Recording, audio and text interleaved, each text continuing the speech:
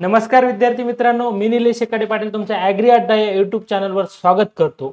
आपण जी काही एक सिरीज सुरू केलेली आहे गट ब पूर्व परीक्षेच्या विश्लेषणाची, अभ्यासक्रमाची आणि प्रश्नसंचाच्या विश्लेषणाची, त्यामध्ये आजचा आपण विषय घेणार आहोत भूगोल। इतिहास विषयासंबंधी तुम्ही यापूर्वीचा व्हिडिओ बघितलाच असेल, त्यामध्ये आपण 24 आणि 23 मध्ये जे काही प्रश्न आलेले आहेत इतिहास या विषयावर त्या संबंधीचं डिटेल ॲनालिसिस तुम्हाला सांगितलं आहे आणि तुम्हाला उरलेल्या पेपरचं ॲनालिसिस कसं करायचं ते पण सांगितलेलं आहे। सेम भूगोल या विषयाचा ॲनालिसिस करायचा आहे। एक 2-3 पेपर मी घेणार आहेत, बाकीचे तुम्हाला स्वतःला ॲनालिसिस करायचं आहे आणि ते मला पाठवायचं आहे, ठीक आहे ना। हे ॲनालिसिस एवढं महत्त्वाचं आहे ना, तुम्हाला कोणालाच विचारायचीच गरज राहणार नाही सर कुठल्या विषयातलं कुठले विषय महत्त्वाचे आहेत, कुठले टॉपिक महत्त्वाचे आहेत। आता भूगोलाचा आज आपण बघणार आहोत। माझी ओळख तुम्हाला सर्वांना आहेच, आता तुम्ही माझे सगळे व्हिडिओ बघताच, सर्वांनी लाईक करायचं आहे, शेअर करायचं आहे, तुमच्या काही अडचणी असतील ते कमेंटमध्ये करायचे आहेत। ओके, आपण आता भूगोल या विषयासंबंधीचं आजचं लेक्चर बघणार आहोत। भूगोल या विषयाचे प्रश्न आपल्याला कुठं कुठं काय काय विचारलेत। पहिला आपण भूगोल या विषयाचा 2024 चा पेपर घेऊया। भूगोलाला एकूण 10 प्रश्न 2024 मध्ये आले होते आणि त्याचं ॲनालिसिस कसं करायचं आणि आपल्याला मी तुम्हाला सांगितलेली आहे पद्धत की बाबा हे जे आहे आपल्याला इथं एक नोटबुक घ्यायची आहे। नोटबुक इथं मी जसे की मी स्वतः एक इथं अगोदर नोटबुक घेतो है ना, त्यामध्ये काय लिहायचं ते ठरवायचं आहे। त्याच्यानुसार तुम्ही अभ्यास करताना जेव्हा पुस्तक वापराल भूगोलासाठी तुम्हाला मी जे काही पुस्तक सजेस्ट केलेले आहे सौदी सरांचे आणि इतरांचे, त्यामध्ये काय वाचायचं काय ध्यानात ठेवायचं, ठीक आहे। असं एक नोटबुक घ्यायचं आहे, त्याच्यामध्ये तुम्हाला ओके एक मिनिट, ठीक आहे। त्याच्यामध्ये असं हे पेज असणार आहे, सरळ नाही आले तर ठीक आहे, पेज माना। हा भूगोल विषय आहे कंबाईनचा 2024 चा आपला हा पेपर आहे आणि याच्यात कुठल्या विषयावर कुठल्या टॉपिकवर प्रश्न आले आहेत, आपल्याला कुठलं काय लक्षात ठेवायचं हे असं संबंधित तुम्हाला करायचं आहे। ओके, एक लक्षात असू द्या, हे तुम्हाला असं ध्यानात ठेवायचं आहे, आलं का लक्षात। आता आपण कुठल्या टॉपिकवर प्रश्न आले तिथं आपण हे घेणारच आहोत। ओके, 2024 मधला पहिला प्रश्न आहे भूगोलाचा। 2024 मधला पहिला प्रश्न आहे महाराष्ट्रातील घाट। ओके, महाराष्ट्रातील घाट आणि त्यावरील रस्ते यांच्या योग्य जोड्या लावा। म्हणजे आता तुम्हाला काय ध्यानात ठेवायचं आहे इथे लक्षात घ्या की बाबा आपल्याला घाटाचे नाव आणि ती कुठल्या रस्त्यांना जोडतात, कुठल्या कुठल्या शहरांना जोडतात हे आपल्याला पाठ करायचं आहे। खूप सारे घाट आहेत, त्यातले महत्त्वाचे घाट तुम्हाला लक्षात ठेवायचा आहे। हा आपला प्राकृतिक भूगोल जो आहे, ओके, प्राकृतिक भूगोलामधला घाट रस्ते हा टॉपिक आहे, तो तुम्हाला ध्यानात ठेवायचा आहे। महाराष्ट्राच्या भूगोलावरचा हा प्रश्न आहे, त्यातले घाट रस्ते तुमचे पाठ असले पाहिजेत। या प्रश्नामध्ये एवढं तुम्हाला लक्षात घ्यायचं की बाबा तो घाट रस्त्याचा जो काही एक टॉपिक आहे किंवा एक तो चार्ट आहे तो जसाच तसा पाठ करायचा आहे। ओके ना, फोंडा घाट कोणाला जोडतो, माळशेज घाट कोणाला जोडतो, हनुमंते घाट कोणाला जोडतो, थळ घाट मुंबई नाशिकला जोडतो है ना, कोल्हापूर कुडाळला आपला हे घाट जे जोडले जातात हे तुम्हाला ध्यानात ठेवायचे आहेत। आता मी इथं काय एक्सप्लेन करत बसणार नाही की बा आपल्याला प्रश्नाचं विश्लेषण वेगळं घ्यायचं आहे। आपण फक्त प्रश्न कशावर विचारला जातात आणि आपल्याला अभ्यास करताना पुस्तक वाचताना काय ध्यानात ठेवायचं आहे, तर काय ध्यानात ठेवायचं बाबा घाट आणि त्यावरील रस्ते हा टॉपिक आपल्याला चांगला करायचा आहे। का तर सर त्याच्यावर आलेला प्रश्न, ओके, म्हणजे आपल्याला इथं तुमच्या लक्षात येईल की बाबा घाट व रस्ते याच्यावर प्रश्न आलेला आहे। ओके, आपण इथं लिहून घ्यायचं की बाबा 2024 ला कशावर प्रश्न आला, तर घाट व रस्ते यावर प्रश्न आलेला आहे। म्हणजे आपल्याला घाट व रस्ते अभ्यास करावा लागेल, आलं का लक्षात। पुढचा प्रश्न घेऊया। आता परत प्राकृतिक भूगोलावरचा प्रश्न आहे, शंभू महादेवाचे डोंगर रांग कोण्या दोन नद्यांच्या दरम्यान आहे, ठीक आहे ना। आपली जी काही तापी आहे, तापी नदी त्याच्यावर नर्मदा आहे, याच्यामध्ये सातपुडा आहे। एक मिनिट मी तुम्हाला तो सांगून देतो, ठीक आहे ना। नर्मदा आहे, परत तुमचा सातपुडा पर्वत आहे, नंतर तापी आहे है ना, परत तुमचं सातमाळा अजिंठा आहे, नंतर गोदावरी आहे, नंतर हरिश्चंद्र बालाघाट आहे, नंतर आपली भीमा आहे, त्याच्या खाली आपला शंभू महादेव डोंगररांग आहे आणि त्याच्या खाली कृष्णा नदी आहे। असा जो काही क्रम आहे तो तुम्हाला इथं ध्यानात ठेवायचा आहे. म्हणजे आता हा शंभू महादेव डोंगरांबे संबंधी प्रश्न आला तर इतर संबंधी सातपुडापर्यंत संबंधी येऊ शकतो, सातमाळ अजिंठा संबंधी येऊ शकतो, हरिश्चंद्र बालाघाट संबंधी प्रश्न येऊ शकतो, भीमा कृष्णामधला जो काही शंभू महादेव आहे त्याच्यामधला प्रश्न विचारला जाऊ शकतो. म्हणजे आपल्याला काय करायचं, डोंगररांगा आणि त्या कुठल्या दोन नदी दरम्यान वसलेल्या आहेत हा दोन आपल्याला प्रश्न करायचा आहे. डोंगररांगा आणि दोन नद्यामध्ये कुठल्या वसलेल्या आहेत त्या.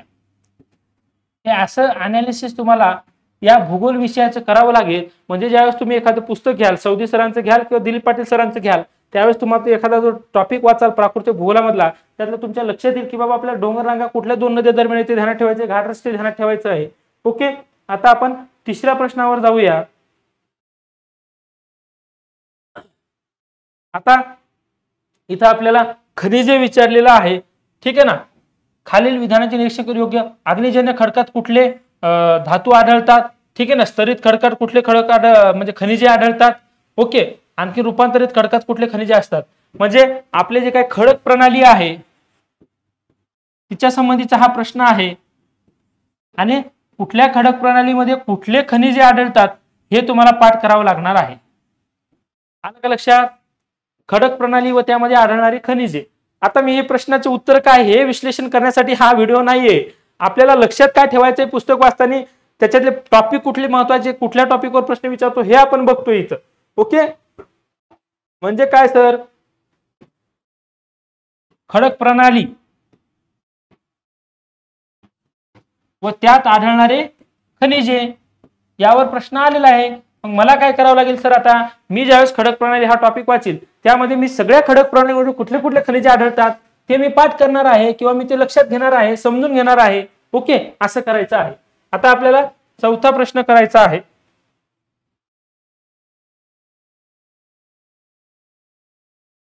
चौथा प्रश्न हा आपला नदी प्रणाली संबंधीचा आहे.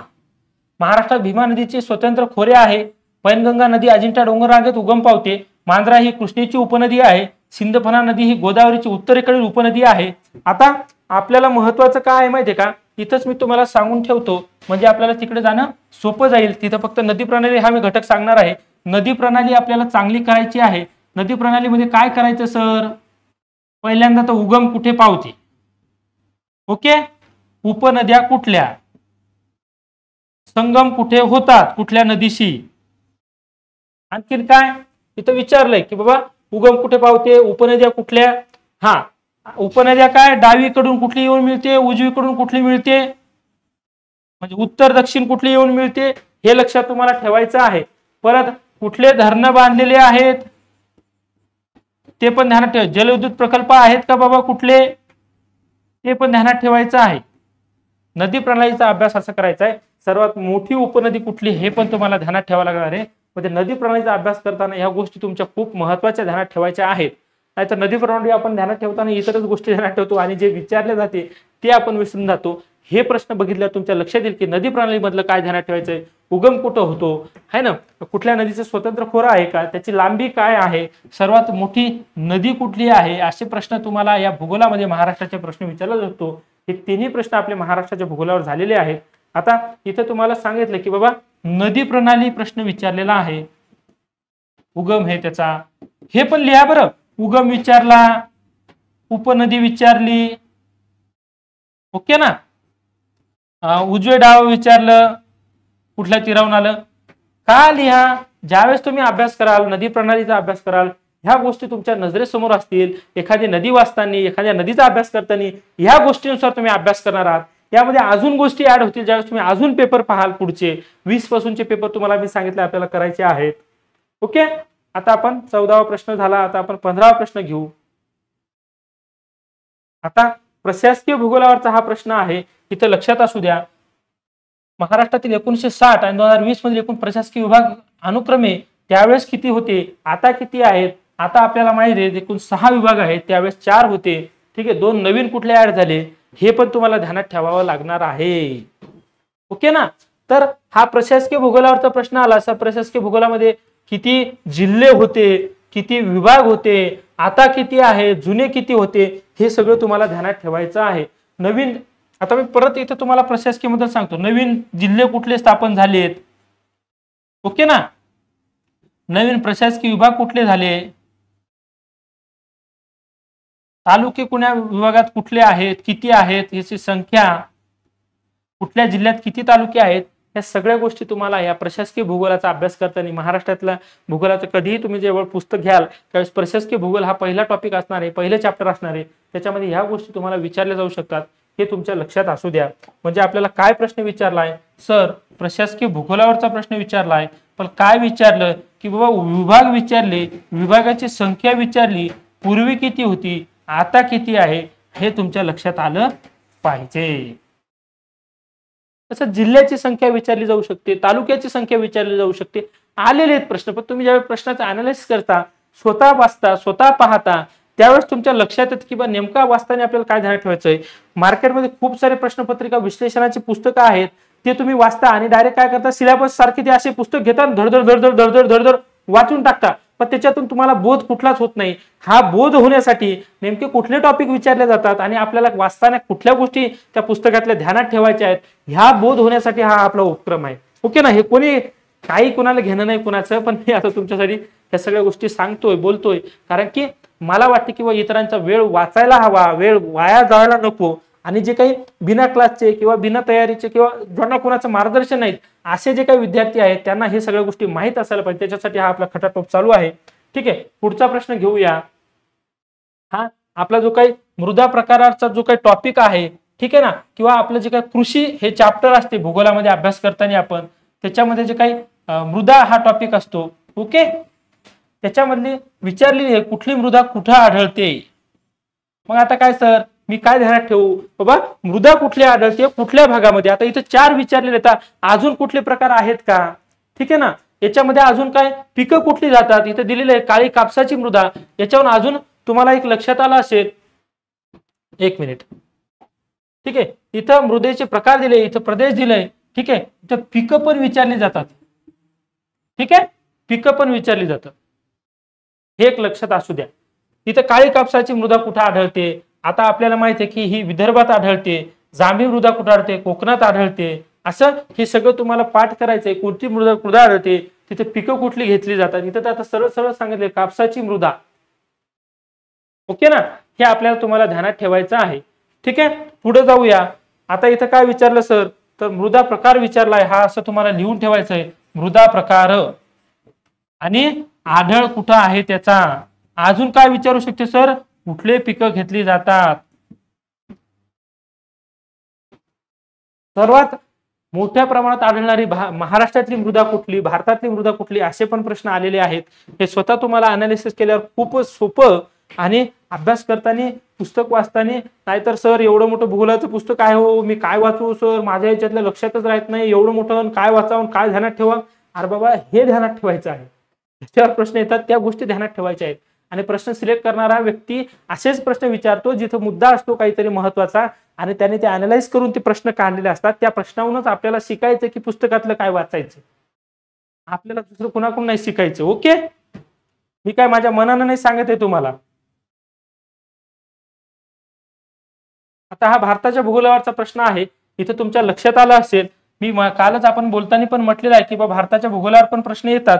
तर इथं भारताच्या भूगोल कोणत्या 2 नद्या दरम्यानच्या प्रदेशाला पंजाब हिमालय असं म्हणतात. एक मिनिट,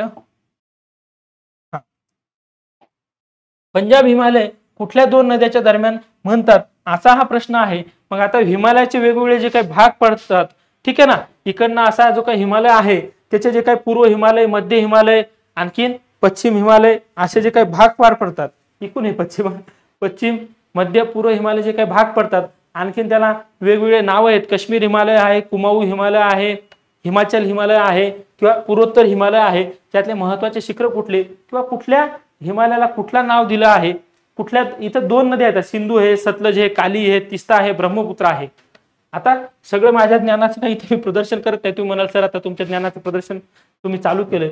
सिंधू आहे, सतलज आहे, काली आहे, तिस्ता आहे, ब्रह्मपुत्र आहे, या मध्यातले जे काही राज्य आहेत त्याच्यानुसार त्याला नावं दिलेली आहेत, ते तुम्हाला ध्यानात ठेवायचं आहे. हे या प्रश्नावरून तुमच्या लक्षात आलं असेल. प्रश्नावरून काय ध्यानात ठेवायचं सर, आता आपण अजून एक त्याच्यात ऍड करूया. ठीक आहे, 7वा प्रश्न झाला आहे आपला, इथं हिमालया संबंधी प्रश्न आला आहे, जो भारताच्या भूगोलावरचा प्रश्न आहे. हिमालयातील नावे विचारलेली आहेत, त्याचे कुठलं नाव कुठल्या हिमालयाला आहे, कुठल्या दोन नद्या दरम्यान आहे, तो प्रश्न आलेला आहे. आता पुढचं घेऊया आपण प्रश्न. ओके, 8वा प्रश्न घेऊया. हा महत्वाचा हवामानावरचा हा प्रश्न आहे. ओके, हवामानावरचा प्रश्न आहे. पश्चिम आणि वायव्य भारतामध्ये अतिउष्ण कोरडे धुळीचे वेगवान वारे वाहतात, त्यांना काय म्हणतात? त्या वाऱ्यांना काय म्हणतात? पश्चिम आणि वायव्य भारतामध्ये जे काही लू वारे वाहतात त्याचा संबंधीचा हा प्रश्न आहे. हा हवामान या घटकावर जाणारा प्रश्न आहे. त्याच्या वेगवेगळे नावं आहेत. पश्चिम बंगालमध्ये काय म्हणतात, ठीक आहे ना, इतर ठिकाणी काय म्हणतात, आणखीन वाळवाचा काय पाऊस असतो आपल्या इकडे महाराष्ट्रामध्ये, हे असे म्हणजे हा काय आला सर, हवामानावरचा प्रश्न आहे. म्हणजे हवामान टॉपिक मला चांगला करावा लागणार आहे. ओके, हवामान टॉपिक चांगला करावा लागणार आहे. हवामानामध्ये विचारलं आहे की बाबा वाऱ्यांना नावं काय आहेत, म्हणजे वाऱ्यांची जी नावं आहेत ती आम्हाला पाठ करावं लागतील का सर? हो, कालबैसाखी काय आहे, नॉर्वेस्टर काय आहे, वळीवाचा पाऊस काय आहे, परत ब्लॉसम शावर्स काय आहे कर्नाटक वगैरे, कॉफी बहार कशाला म्हणजे कॉफी सरी कशाला म्हणतात वगैरे वगैरे, अशा गोष्टी त्या हवामानातल्या तुम्हाला पाठ करायच्या आहेत. ओके, अजून आता हा आपल्या कृषी संबंधीचा प्रश्न आहे. इथं विचारलाय स्वामीनाथन यांच्या व्याख्येनुसार भारतातील कोरडवाहू शेती म्हणजे ज्या ठिकाणी, आता कोरडवाहू शेती कशाला म्हणायचं, वेगवेगळे प्रकार पडतात. Dry land agriculture, dry agriculture, rainfed agriculture, त्याच्या व्याख्या इथे विचारल्या आहेत. हा सुद्धा हवामान या घटकात है ना टॉपिक चालला जातो. हवामान आणि कृषी संबंधीचा आहे हा, ठीक आहे ना. हवामानातनी बाबा किती पाऊस कुठं पडतो त्याच्यानुसार तिथल्या शेतीला काय म्हणतात त्या गोष्टी इथं प्रश्न विचारलेला आहे. हे सुद्धा तुम्हाला ध्यानात ठेवावं लागेल. म्हणजे हवामान व कृषी हा संबंधी हा टॉपिक आहे. ओके, आता पुढचा आणि या वर्षीचा 2024चा हा शेवटचा प्रश्न आहे आणि महत्वाचा आहे. नागरी वस्ती म्हणून कोणाला आपण ओळखतो, नागरी वस्ती कोणाला म्हणायचं, हा प्रश्न होता. ठीक आहे ना, नागरी वस्ती म्हणून ओळखली जाते. महानगरपालिका असणे, नगरपालिका असणे, 5000 पेक्षा जास्त लोकसंख्या पाहिजे, घनता 400 पेक्षा अधिक पाहिजे आणि इथं 75% किंवा 50% किती लोकसंख्या पाहिजे. म्हणजे हा आपली जनगणना किंवा लोकसंख्या हा टॉपिक आहे. हमखास ह्या टॉपिकवर प्रश्न इतिहास आपलं भूगोल नाही तर इकॉनॉमिक्स या मध्ये प्रश्न असणार म्हणजे असणार. लोकसंख्या हा टॉपिक तुम्हाला चांगला करायचा आहे, महत्वाचा आहे. इकॉनॉमिक्स असो तुमचं जिओ असो, या दोन्ही पैकी कुठल्या तरी मध्ये प्रश्न असणार. दोन्ही मध्ये कधी कधी प्रश्न असतात लोकसंख्येवर. आणि त्यामध्ये नागरी वस्ती कशाला म्हणायचं थोडासा डिटेल प्रश्न होता, हा रिपीट झालेला प्रश्न होता. म्हणून आपल्याला प्रश्न पत्रिकेचं विश्लेषण करणं खूप गरजेचं आहे. आता तुमच्या इथे लक्षात आलं असेल की बाबा आता कुठला प्रश्न विचारला बा सर, हा आपला 10वा प्रश्न आहे, लोकसंख्येवर आलेला आहे. त्याच्यातनी नागरी वस्ती म्हणजे काय हा प्रश्न होता, असं मला ध्यानात ठेवायचं ज्यावेळेस तुम्ही प्रश्न वाचाल. आता नागरी वस्ती म्हणजे काय, ग्रामीण वस्ती म्हणजे काय, किंवा इतर लोकसंख्येचे शहरे काय, 1 कोटीवरचे शहरे कुठली है ना, महानगर क्षेत्र मेट्रोपॉलिटन सिटी कशाला म्हणायचं वगैरे वगैरे, अशा डेफिनेशन तुम्हाला विचारल्या जाऊ शकतात. हा 2024चे आपण 10 प्रश्न पाहिले. आपण आता 23च्या याच्यावर येऊया. 23चा पेपर घेऊया. ठीक आहे, ठीक आहे. थोडंसं पाणी पितो म्हणजे मी तुम्हाला बोलायला आणखीच तुमच्यातनी माझ्यातनी हे राहील, एनर्जी राहील. ओके, 2023चा पेपर आपल्याला घ्यायचा आहे. 2-2 वर्षाचे पेपर मी तुम्हाला सांगतो, बाकीचे तुम्ही करा. काही अडचणी असल्यास माझा नंबर तुमच्याकडे आहे. बाबा सर आता 2023 मध्ये कुठल्या याच्यावर प्रश्न विचारलाय, तर भारतात धवल क्रांतीला सुरुवात कुण्या साली झाली असा प्रश्न विचारला आहे. कृषी संबंधीचा हा प्रश्न आहे. मागच्या वेळेच्यात आपण स्वामीनाथन सरांच्या याच्यावरचा पण प्रश्न पाहिला किंवा स्वामीनाथन सरांनी कोरडवाहू शेती कशाला म्हटलेलं आहे, किंवा जमिनीचा प्रकार आणि त्याच्यातनी कुठल्या भागात ती आढळते, मातीचा प्रकार आणि ती कुठल्या भागात आढळते, हा प्रश्न आपण कृषीवरचा त्या मागच्या पेपरमध्ये पाहिला 24च्या. आता 23चा पेपर आहे की धवल क्रांती कधी सुरुवात झाली. आपल्याला आता इथं धवल क्रांती हा प्रश्न आला तर याच्यानुसार तुम्हाला सगळे क्रांती, हरित क्रांती असेल, करडी क्रांती असेल, पिवळी क्रांती असेल, परत व्हाईट रिव्होल्युशन असेल, ग्रीन रिव्होल्युशन असेल, हे सगळं करायचं. पण आपल्याला काय करायचं बाबा सर, साल करायचं आहे. मग आता प्रश्न ध्यानात ठेवताना मी काय करू सर, तर असं आता आपण अजून 23 मध्ये आलोय, भूगोल चालू झालाय. इथं क्रांती, आता हे इतिहासामधली नाही हा, ही भूगोलामधली क्रांती आहे. आपल्या हरित क्रांती असेल, इथं मी उदाहरण पण देतो, हरित असेल, पिवळी असेल, हा ना, श्वेत असेल, करडी असेल.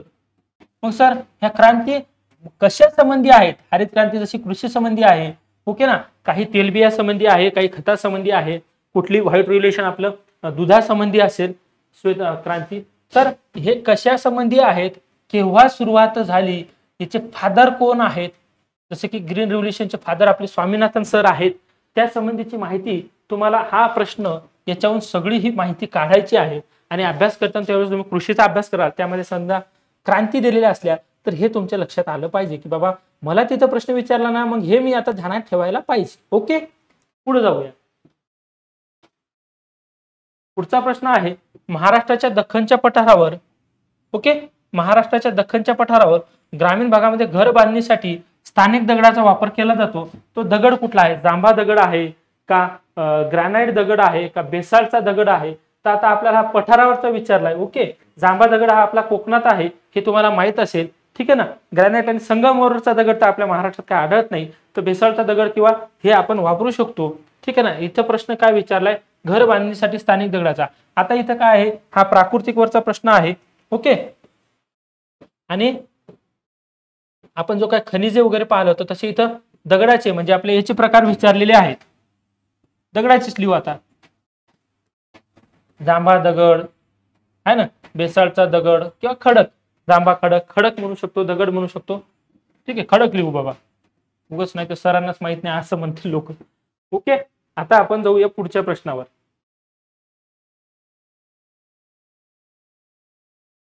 परत तुम्हाला सांगितलं की बाबा लोकसंख्या टॉपिक हा आपण मागच्या याच्यात पण केला होता, याच्यात पण करायचा आहे. इथं घनता विचारलेली आहे आणि हे भारतीय लोकसंख्या, भारताची लोकसंख्या याच्यावरचा प्रश्न आहे. लोकसंख्या टॉपिक आपण मागच्या याच्यात पण पाहिला आहे है ना. भारताची लोकसंख्येची जी काय आहे ते करायचं आहे. आपण मागच्या पेपरला 24ला नागरी वस्तीची व्याख्या विचारली त्या संबंधी पाहिलं. आता इथं भारताची लोकसंख्येची घनता विचारलेली आहे. सर्वाधिक घनता कुठल्या राज्यात आहे? बिहारमध्ये आहे, आपल्याला माहित आहे. त्याच्यानुसार ही जोडी लावा, तुमची सुटू पण शकते. ओके, तर घनता ह्या टॉपिकवर प्रश्न आला तुम्हाला आता इथं ध्यानात ठेवायचं आहे. ओके, की बस सर लोकसंख्या हा टॉपिकवर प्रश्न विचारला आहे आणि त्याच्यातली घनता विचारलेली आहे. आता घनता विचारली तर मी काय ध्यानात ठेवू सर? सर्वाधिक घनता असलेली 5 राज्य ध्यानात ठेव बाबा, आणि सर्वात कमी असलेली 5 ध्यानात ठेव, आणि महाराष्ट्राचं ध्यानात ठेवावंच लागणार आहे. ओके, महाराष्ट्राची घनतेचा अभ्यास करताना सेम तसंच पहिले 5 राज्य, पहिले 5 जिल्हे कुठले आहेत सर्वाधिक घनता असलेले, कुठले कमी आहेत हे तुमच्या ध्यानात ठेवायचं असणार आहे. हे तुमचा अभ्यास करताना असा अभ्यास करा. आता आपण पुढचा प्रश्न घेऊया. लोकसंख्या टॉपिक महत्वाचा आहे. आता काय सर, हा याच्यावरचा प्रश्न आहे, प्राकृतिक मधला प्रश्न आहे. शिखर त्याचं ठिकाण दिलेलं आहे आणि उंची विचारलेली आहे. आता तुम्हाला महत्वाची शिखरं जी आहेत है ना, जी काही महत्वाची शिखरं आहेत सर्वाधिक उंचीची, महाराष्ट्रातली असेल, भारतातली असेल, हिमालयातले असतील, सह्याद्रीतले असतील, सातपुडातले असतील, ह्या सगळ्या गोष्टी तुमच्या पाठ असल्या पाहिजेत. त्यांची उंची पण विचारलेली आहेत है ना, उंची पण विचारली आहे. अजून तुम्हाला एक सांगतो, इथं काय विचारतात, जिल्हा पण विचारतात, कुठल्या जिल्ह्यात आहेत. ओके,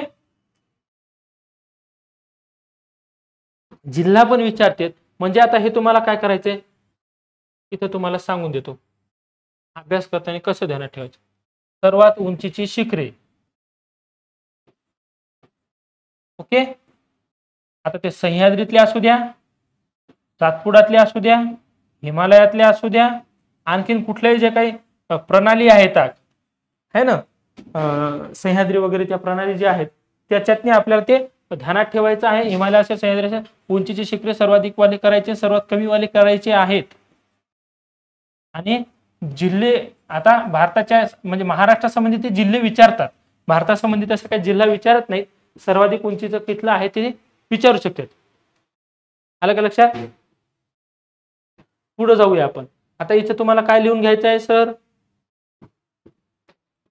प्राकृतिक मध्ये शिखर विचारलेली आहेत आणि त्याची उंची विचारलेली आहे है ना.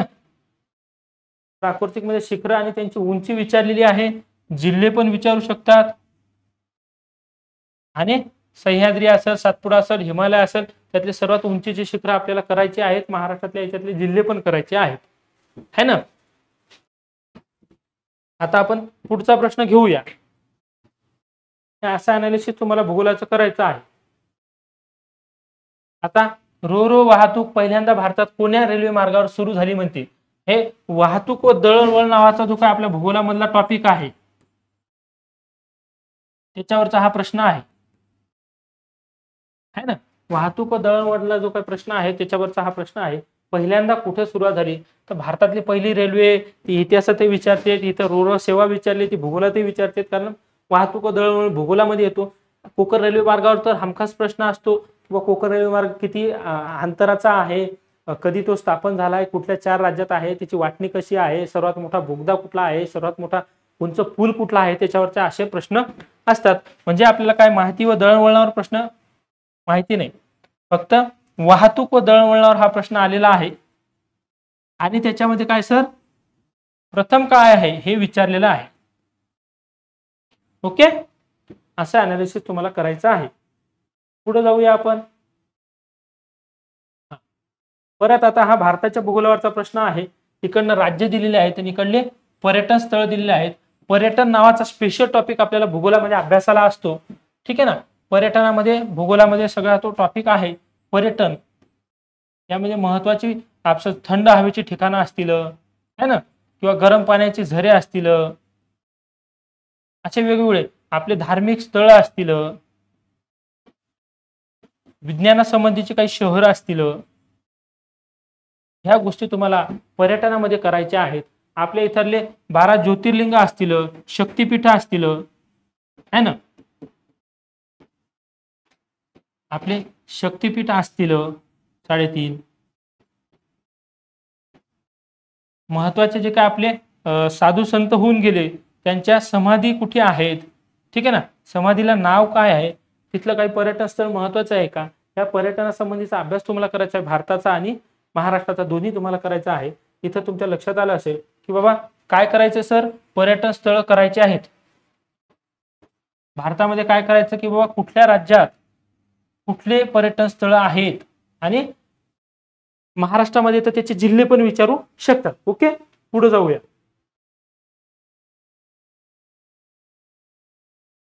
आता परत जंगलाचे एकूण प्रकार विचारले आहे आपल्याला. वनसंपत्ती नावाचा एक टॉपिक आहे, त्याच्यावरचा हा प्रश्न आहे. ओके, वनसंपत्ती नावाचा टॉपिक आहे, त्याच्यावर हा प्रश्न आहे. किंवा जंगलाचे एकूण किती प्रकार आहेत, तर चॅम्पियन आणि सेट या शास्त्रज्ञांच्या नुसार किती प्रकार केलेत, हा असा तो प्रश्न आहे. वनसंपत्तीमध्ये तो प्रश्न येतो. आता याच्यातमध्ये आपल्याला अजून वनसंपत्तीमध्ये काय ध्यानात ठेवायचं आहे सर, प्रथम जिल्हे, प्रथम 5 जिल्हे, ओके, सर्वाधिक वनसंपत्ती असलेले, सर्वाधिक आणि सर्वात कमी, सेम राज्य बिन, इथं राज्य पण सांगायचे, प्रथम राज्य कुठले आहे, किती टक्के क्षेत्र आहे, है ना, किती क्षेत्र आहे, कुठल्या भागात आहेत, वनाचे प्रकार कुठले आहेत, आणखीन अभयारण्य कुठले आहेत, अभयारण्य कुठले आहेत, परत नॅशनल पार्क कुठले आहेत, है ना, वाईल्ड लाईफ सँच्युरी आपण पाहिलेल्या अभयारण्य किती आहेत, नॅशनल पार्क किती आहेत, आपले बायोस्फियर रिझर्व्ह किती आहेत, ह्या सगळ्या गोष्टी तुम्हाला ध्यानात ठेवायचं. टायगर रिझर्व्ह किती आहेत, ठीक आहे ना, कुठल्या जिल्ह्यामध्ये आहेत ते तुम्हाला टॉपिक ध्यानात ठेवायचे आहे. आलं का लक्षात? भूगोलावरचा प्रश्न आला आहे, वनसंपत्तीवरचा हा प्रश्न आहे.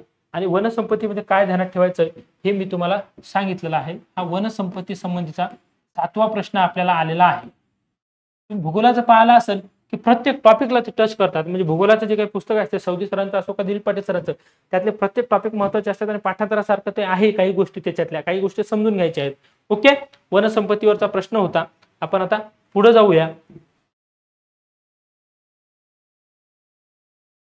आता स्वच्छ शहरासंबंधीचा प्रश्न आहे. हा करंटचा पण असू शकतो त्याच्यामध्ये आणि तो भूगोलासंबंधी पण असू शकतो. त्याच्या पुढचा प्रश्न घेऊया आपण. ओके, पुढचा प्रश्न आहे, औष्णिक वीज केंद्र दिलेले आहेत आणि जिल्हा दिलेला आहे. आता पारस हे अकोल्याला आहे, आपल्याला माहिती आहे. फेकरी हे जळगावला आहे, बोराडी नागपूरला आहे, उरण ठाण्याला आहे. इथं आता आपल्याला काय आहे, आपल्याला एक टॉपिक आहे ऊर्जा संबंधीचा. त्याच्यामध्ये सगळे औष्णिक वीज केंद्र कुठल्या जिल्ह्यामध्ये आहेत हे ध्यानात ठेवायचं आहे. आणखीन काय आहे, औष्णिक असतील, परत जलविद्युत केंद्र आहे. ओके, औष्णिक झाले, आपलं आण्विक असेल, ॲटॉमिक एनर्जीचं जे काय आहे ते पहिलं कुठं झालं, कुठल्या जिल्ह्यात आहे, असाचा असा प्रश्न जलविद्युत मधला येऊ शकतो. प्रथम कुठला आहे, मोठे कुठले आहे, लहान कुठले आहे.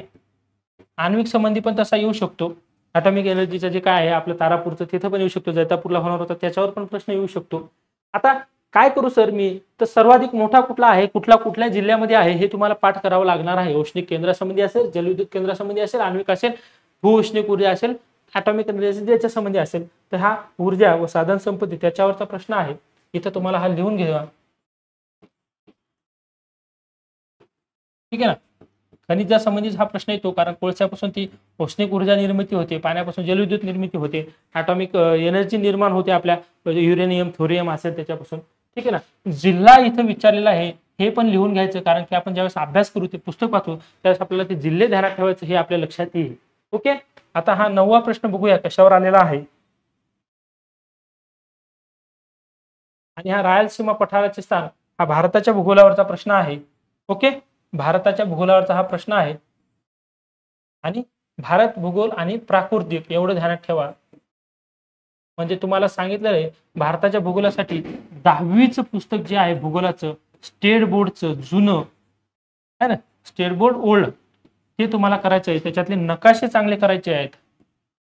आणि एक तुम्हाला सांगतो की बाबा भूगोलाचा अभ्यास करताना नकाशावरूनच अभ्यास करा, तो चांगला राहील. आता आपण हे भूगोलाचे 24 आणि 23 या दोन्ही वर्षाचे प्रश्न पाहिले, त्याच्यानुसार मी अॅनालाइज कसं करायचं, त्याचे टॉपिक कसे काढायचे आणि कुठल्या टॉपिकवर प्रश्न विचारतात, कुठले टॉपिक महत्त्वाचे आहेत आणि कुठल्या टॉपिक मधलं काय ध्यानात ठेवायचं, हे सगळं आपण या भूगोल विषयासंबंधी अॅनालाइज केलं आहे. तुम्हाला या व्हिडिओचा खरंच नक्कीच फायदा होईल असं मला तरी वाटतं. तुम्ही कमेंटमध्ये ते कळवू शकता की बाबा सर काय याच्यात ते कमी जास्त आहे किंवा अजून आम्हाला काही गोष्टी समजून सांगा वगैरे वगैरे, है ना. सर्वांनी कमेंट करायची आहे, जे अडचणी असतील ते सर्वांनी व्हिडिओला लाईक करायचा आहे, प्रत्येकापर्यंत तो पोहोचवायचा आहे, शेअर करायचा आहे, गरीब भूतपूर्व विद्यार्थ्यांपर्यंत तो पोहोचवायचा आहे. आणि तुम्ही उरलेल्या 3 पेपरचं मी सांगितले तुम्हाला 23 आणि 24चं आपलं झालंय, 22चं करायचं, 21चं करायचं आणि 20चं तुम्हाला या 3 पेपरचं भूगोलाचं, इतिहासाचं पण सांगितलं, भूगोलाचं पण तुम्हाला करायचं आणि तुम्हाला पाठवायचं की बाबा कसं अनालिसिस केलं. सर्वांना खूप खूप धन्यवाद आणि सर्वांपर्यंत हा व्हिडिओ पोहोचवा, लाईक करा, शेअर करा, कमेंट करा. धन्यवाद.